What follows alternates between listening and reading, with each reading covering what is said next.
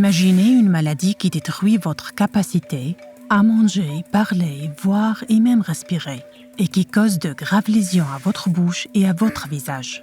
Il s'agit du noma. La majorité des cas surviennent en Afrique, mais le noma sévit aussi en Asie, dans les Amériques et au-delà.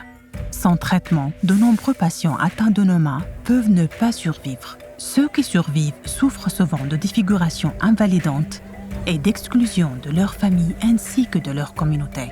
Mais ceci ne devrait pas être le cas. Le noma peut être évité et traité. L'OMS définit le noma comme une maladie grave et gangréneuse de la bouche et du visage. Cette maladie n'est pas contagieuse et touche principalement les enfants âgés de 2 à 6 ans. Elle évolue en 5 stades principaux.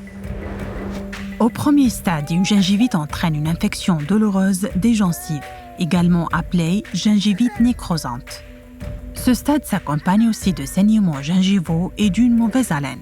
Ensuite, un enflement ou un œdème du visage et de la fièvre apparaissent. Au cours du troisième stade, la gangrène s'installe, interrompant la circulation sanguine et détruisant les tissus du visage. En l'absence de traitement, de nombreuses personnes décèdent à ce stade. Au quatrième stade, les survivants sont confrontés à de graves cicatrices. Au stade final, les effets à long terme comprennent des difficultés à respirer, à parler et à manger. Certains peuvent même développer des problèmes oculaires. Les survivants ont souvent besoin de chirurgie réparatrice et de physiothérapie. Le noma est diagnostiqué cliniquement. Il n'existe pas de test de diagnostic disponible. Le noma peut être évité en luttant contre les facteurs de risque. Il s'agit notamment d'améliorer l'hygiène bucco-dentaire, de réduire la malnutrition, de garantir un accès à l'eau potable, à l'assainissement et à l'hygiène, et d'élargir la vaccination contre les maladies associées comme la rougeole et le paludisme. Il est également important que les communautés sachent que le noma n'est pas causé par la sorcellerie. Travailler ensemble pour lutter contre le noma. Depuis 2001, l'OMS dans la région africaine a dirigé les efforts visant à réduire les cas de noma, en aidant les ministères de la Santé via des conseils, des outils et des formations.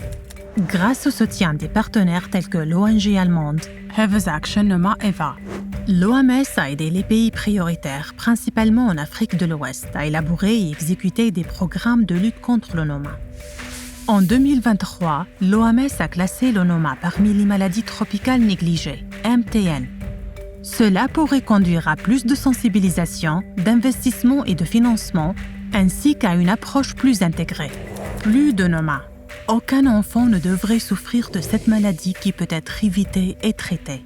L'OMS collabore avec ses partenaires pour aider les pays à adopter une approche plus intégrée et centrée sur les personnes pour lutter contre le noma ainsi que d'autres maladies tropicales négligées, et des questions clés comme la santé bucco-dentaire, la nutrition et la vaccination. Cela suppose entre autres la formation des agents de santé communautaires et des professionnels de soins primaires à la détection précoce, au diagnostic, au traitement et à la référence.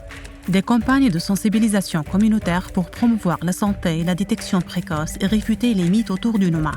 Intégration du noma dans les systèmes nationaux d'information sanitaire et de dépistage du noma lors de l'administration massive de médicaments contre d'autres maladies tropicales négligées, ainsi que lors des campagnes de vaccination et de nutrition. L'exploitation des systèmes existants de prise en charge des plaies et de référence. De nous unir pour améliorer la collaboration intersectorielle et multisectorielle, afin de lutter contre les causes profondes du noma. Rejoignez-nous.